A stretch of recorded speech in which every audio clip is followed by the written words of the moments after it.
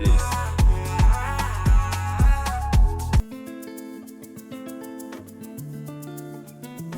Archbishop Ignatious Kaigama is the current Archbishop of the Catholic Diocese of Abuja, the capital city of Nigeria. He was appointed the Archbishop in the year 2019. Archbishop Kaigama studied at the Pontifical Gregorian University, where he earned a doctorate in theology. He quickly rose through the ranks and held several positions, culminating in his current position as the Archbishop of the Archdiocese of the city of Abuja, the capital city of the most populous country in Africa. He uses his position to share a message of hope and peace, as well as to do a lot of good, including creating a vocational school for young men where they learn skills and trades to help them make their lives better. Archbishop Kaigama visited New York to bring a message of peace and hope and to address the UN special delegation. He was well received by the Catholic Diocese of New York City, led by Bishop Paul R. Sanchez, the Archbishop Emeritus of Our Lady Queen of Martyrs Catholic Church. Paramount in his message was an urgent call for action to expose the evils of Boko Haram, the extremist terrorist organization that has unleashed a reign of terror upon the nation of Nigeria. Welcome. Thank you so much for coming out. We're going to storm heaven that this storm will be rain. But we're grateful for your presence and thank you for responding so nicely to this invitation. We are honored to have as our guest speaker this afternoon Archbishop Ignatious Kaigama from Jos in Nigeria, and he's going to help us understand the situation of the church in Nigeria. Had the opportunity to be with him on Friday evening. He spoke Friday at the United Nations, and this morning he celebrated Mass at the United Nations Church, Holy Family Church. So we're honored to have him, and without further ado, Archbishop Ignatious Kaigama.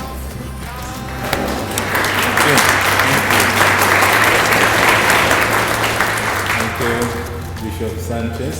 Thank you, my dear friends. I am so happy to join you here and to share this evening together with you. What is yoke? Okay, yoke is mine. We get to the church in need. We have known ourselves for some time now, and it was through him that I found my way here. I come from Nigeria, from the northern part. My city is called Jos, J-O-S. And my people have decided to say J stands for Jesus, O stands for our, and S stands for Savior. So Jos means Jesus our Savior. So I was invited here by the Archbishop representing the Holy See here, the United Nations, to talk along with others about religious freedom. And we had a panel discussion on Friday, followed by interactions and questions and so on.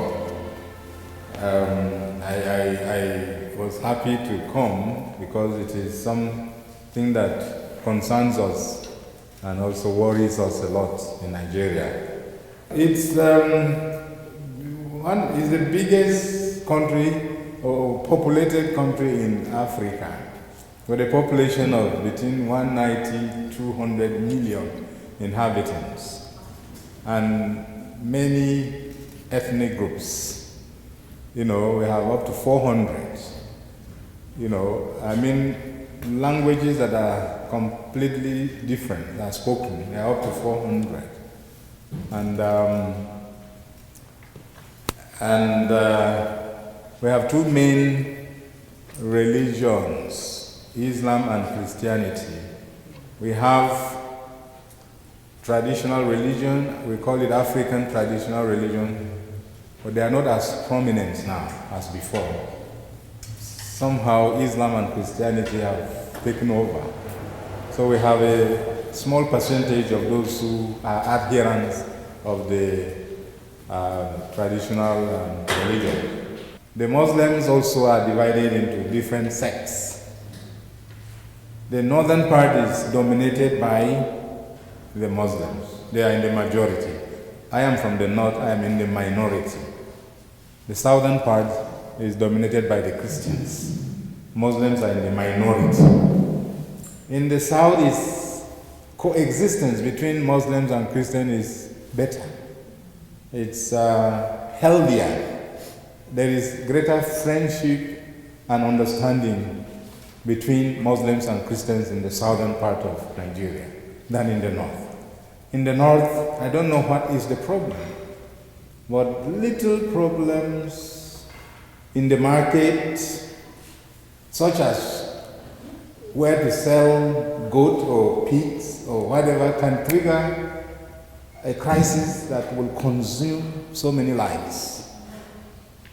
I know of a case in 2004 when a Muslim girl was befriending a Christian boy, and the Muslim youth said, no, a Muslim girl should not befriend a Christian boy, and a fight erupted.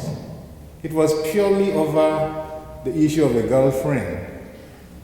But before you knew it, it had spread, and there was burning of houses, and before you knew it, people were being killed. It was no reason to start to kill or to burn people's homes.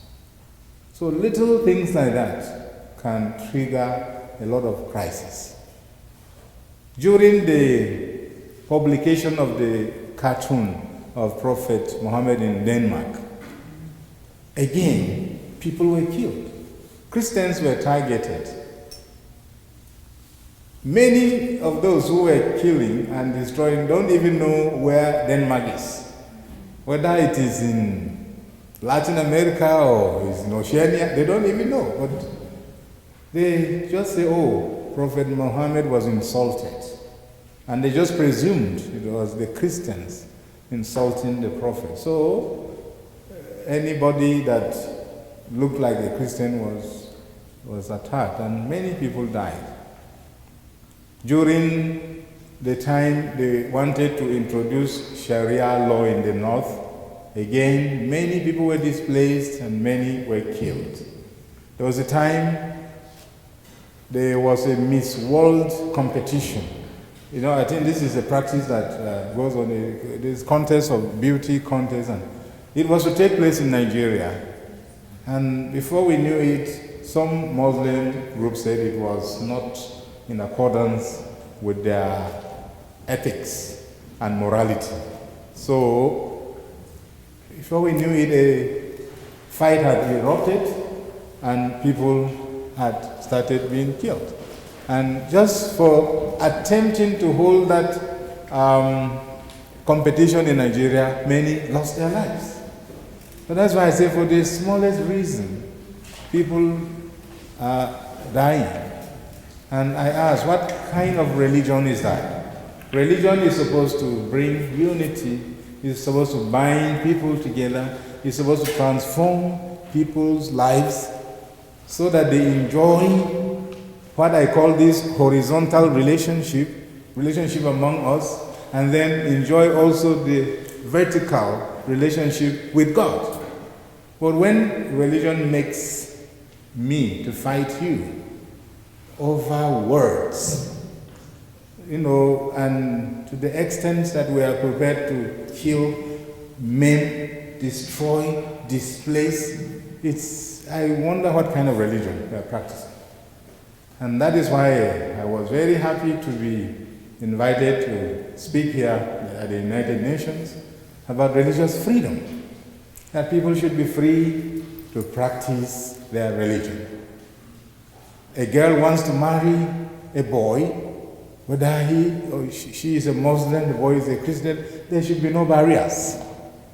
But when that becomes an issue, especially in my part of Nigeria, in the north, a boy who is a Christian marries a girl who is a Muslim, he is not sure of his safety again. He has to hide, or it's either he converts totally to Islam or he has to run away with the girl somewhere that they will not be seen. So, that is not what religion is all about. Now, in the name of Islam, this group, Boko Haram, is not a new name again. It's known worldwide, not because of the good things they are doing, but the atrocities they are committing, the evil they are committing, and how they dehumanize and terrorize fellow human beings. This group started as just an organization to promote Islam, perhaps to purify Islam, and that was okay. But suddenly, they became militant, especially after their founder, Muhammad Yusuf, was arrested, when they began manifesting militant tendencies. I think the police moved in, and I think he was arrested, and somehow he died in detention. That's part of the problem. And ever since then, we have not known any peace. Remember, this group evolved because they said Western education was diabolic, it was evil, it was forbidden. That Western education has introduced immorality and many unethical issues, and therefore it is to be avoided. Only a civilization based on the Sharia and the Quran is allowed. So they are prepared to destroy anything that has the semblance of Western civilization. And they categorize Christianity as a Western civilization. That was why they were prepared to destroy. In the beginning, they started attacking churches. On Christmas Day, you heard perhaps of the bombing when people were at Christmas Mass. The bombs exploded and people died. And it kept happening. At that time, we were terribly concerned. I tell people that I am a victim, but also a reconciler and a promoter of peace. And that was why I founded the Dialogue, Reconciliation and Peace Center. To be able to call some Muslims who are able to reason, and Christians and others together, so that we keep talking about this. The Boko Haram people, I don't consider as normal, because they are ready to die themselves. They are ready to bring their children, 10, 9-year-old, strap them with explosives, send them to the market, send them to a crowded place, and then they explode. They tell their children, look, when you die, you are going straight to heaven.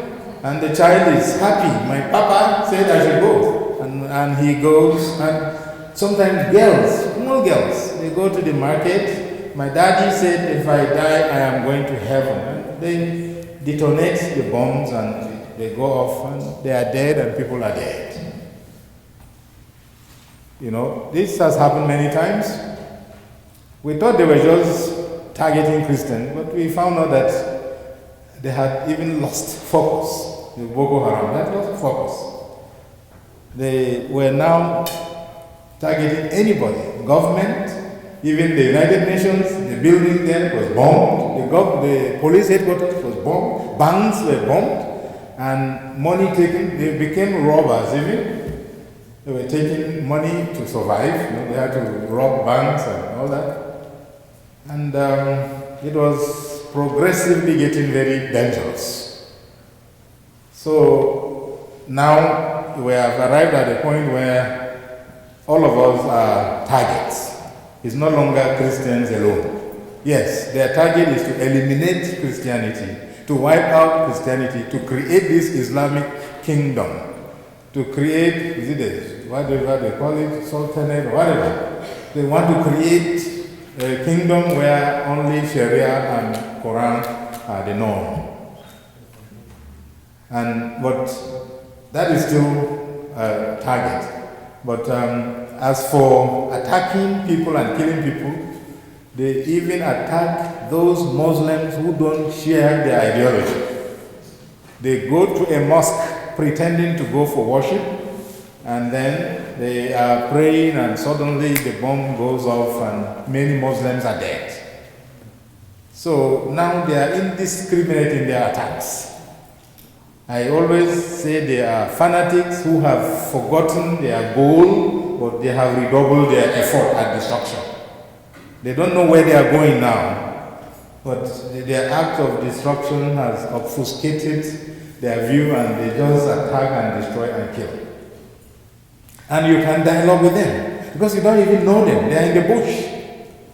They are not reasonable. They are not rational. You can't see them. I said the Boko Haram you see are those who are dead. Because by the time you see them, they have strapped themselves and bombed places, and they themselves are dead. So they are not there for you to engage in dialogue with.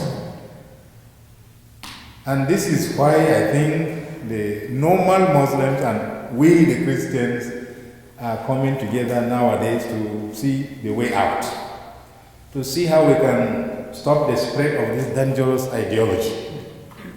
So Boko Haram is a threat. The churches have been burned more in the Maiduguri area. Maiduguri is in the northeast, and it is the headquarters, it is the capital of Borno State. And they have suffered more than myself because they are at the center of it all. The bishop there has lost so many parishes, schools, clinics. People died, catechists, lay people, women, all, they have died. And the good thing is that people's faith seems to have even become stronger. They die and they see people dying, but they are ready to go. When we call for a meeting, prayer meeting or anything, even in a church that has been bombed, you find people struggling to come. They are not afraid. They want to identify with their faith. The good thing is that when there is an attack, both Muslims and Christians rush to Catholic premises because they know they are safe, they know we embrace everybody, we don't exclude people and so on. Yes, we want to live in peace with our Muslim brothers and sisters, but at the same time we don't want to sacrifice our religion, sacrifice our beliefs. You know, I tell people that I promote a lot of interreligious dialogue, but I also am very firm about my Christian faith and identity. I won't let anything tamper with my faith. I respect the Muslims, I will do everything in friendship, but please don't touch my faith. And I will do anything to make sure I retain my faith and the faith of my people. So this is the fact. We are trying to do two things at the same time, juggling, trying to defend, protect, promote our faith, and trying to also be able to live together with these people. It's not easy. The balancing act is a difficult one. So that is Boko Haram. Then we have the herdsmen and the farmers. The herdsmen are those who have the animals. Because of the drought and deforestation, the Sahara encroaching into Nigeria, they don't have the grass to feed the animals, so they keep moving down south. And as they move, they go through the farmlands, and the animals eat up the corn, the groundnut, the cassava, the yams, and all that. And naturally, the farmers get angry and react. Either they shoot the cows and kill them, or injure them, or do whatever. And this has also created tension. But because Nigeria is largely Christian and Muslim, when there is this conflict between the herders and the farmers, people say there is religious war. Usually, yes, there is some element of religion, but the main issue is economic, because the cows eat up their crops, the farmers are angry, they shoot the cows and kill them, and then these Fulanis, the militant Fulanis, they come in the night, the village is asleep, they surround the village and just shoot and kill. I know of whole families wiped away. It is in this environment that the church must survive. And we are in the forefront of helping the church to survive.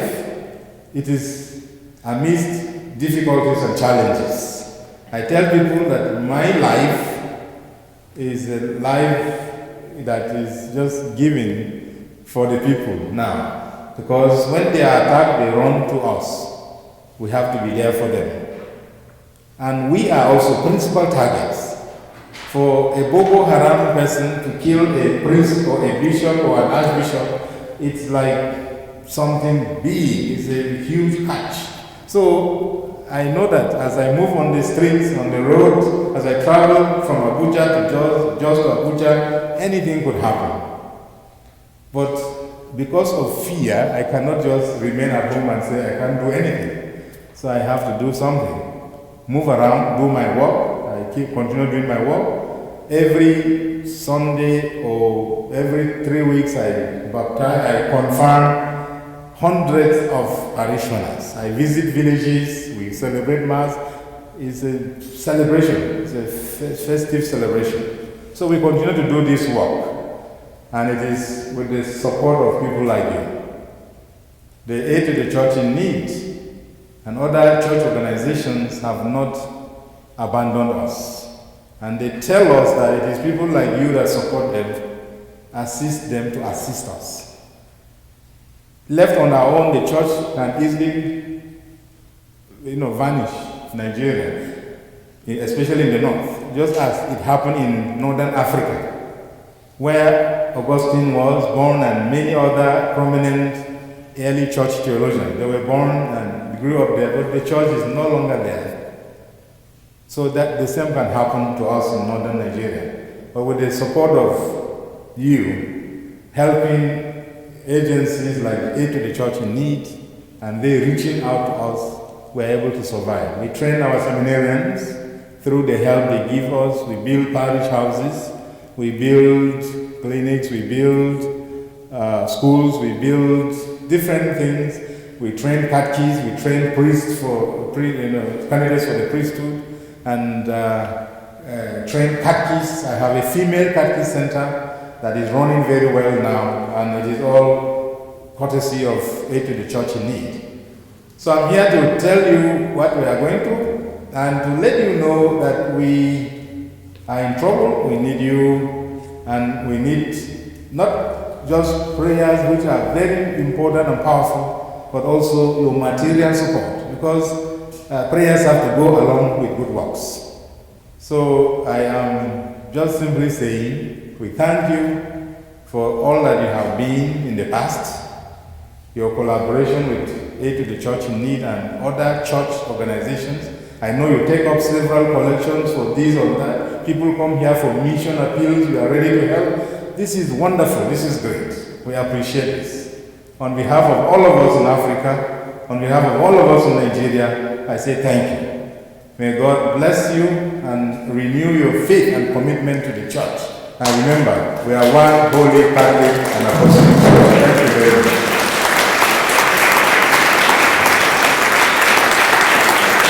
My name is Reverend Cosmas Nzabalo. I am representing the Bishop of Brooklyn among Nigerians in the Diocese of Brooklyn. So we're here to visit with Archbishop of Jos, Ignatious Kaigama. So what is your take, what is the importance of his visit today? Anyway, his visit is very, very important to showcase the Nigerian situation, the impact of Boko Haram and the headsmen and what the political class are doing to to the people of Nigeria. So it's very, very unfortunate that such a beautiful country, very sweet country, it has turned into a terrorist state. You know, that the Boko Harams have maimed, killed so many people, and the headsmen are doing what they are doing to people, killing and destroying. And from what he said, that the government has not been able to help the situation. So it's good he's created this awareness internationally so that the whole world will know what the people over there are suffering, the situation of the people over there. So I'm happy he's here with us, and he's also going to United Nations to express the predicaments of the people. I did mention that I was born in Jos. Yeah. I lived in Jos, and then the epicenter of the Boko Haram issue in Maiduguri. I also work in Nigerian television, Maiduguri. So it's really a pleasure that you were able to come here to speak on those very important matters, how to bring unity and cohesion among the various groups, Muslims and Christians. And then he also spoke in the United Nations. So what would be your message to Americans and the Nigerian community here, how to help you further the work you are doing? Well, to my compatriots, the Nigerians, I say there is hope. Right. Things may appear cloudy, but I think we are moving towards a kind of moral revolution, not a bloody one. Our youths are getting tired and frustrated. I believe someday will come to pass when youths will transcend ethnic, geographical, regional, and even religious differences in order to team up to salvage Nigeria. I don't know when and how, but it's about coming. Because they are getting sufficiently angry. They are unemployed. Universities and institutions are shut for months. They are poor and have nothing, are idle. They are now taking to drugs and things. They are getting sufficiently angry for us to transcend tribe, culture, religion, and all that. So I have hope. And I am hoping that the leaders now will also pave the way. They have done enough. They have done well, let's say. They should give the young people a chance. I believe that Boko Haram cannot be bigger than America. So if we are able to collaborate, that is the American government and the Nigerian government, honestly, sincerely, I think we can defeat Boko Haram. There will be freedom of movement, freedom to settle anywhere, freedom of religious practice, and so on. And Nigeria will be a wonderful, wonderful country. So we need the goodwill of the international community, especially the Americans. So we're delighted to welcome and to have heard the testimony of faith of Archbishop Ignatious Kaigama. We were delighted that so many of the members of the Nigerian Apostolate came to join us this afternoon. And there was such a good representation of our parish here at Our Lady Queen of Martyrs in Forest Hills. If anyone wants to support the initiative of the non-profit, how does one contact them? The website is www.churchinneed.org. That's www.churchinneed.org. The address is 725 Leonard Street, Brooklyn, New York. And the phone number is 1-800-628-6333. That's 1-800-628-6333. Dr. George Honora, you've had everyone speaking about the issues that face Christians in northern Nigeria. So we're hoping that the gathering here and then the visit of the Archbishop of Jos, Ignatious Kaigama, will spur conversation and perhaps, as he suggested, through prayers, that things will be able to improve. Thank you for watching Africa on the Rise. Please join us next time as we bring you more of our amazing people of Africa.